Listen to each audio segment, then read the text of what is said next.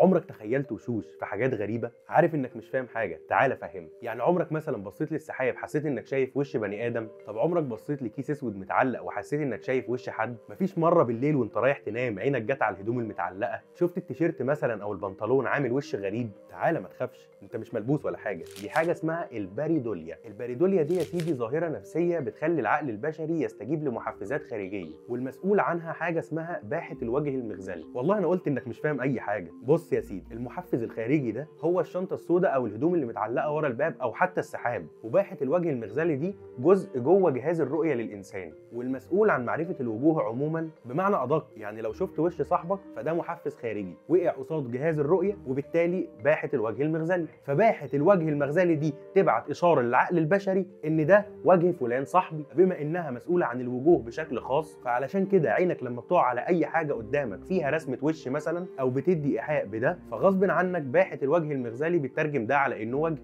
قول لنا بقى، شايف الصوره اللي قدامك دي ايه؟ وبس كده.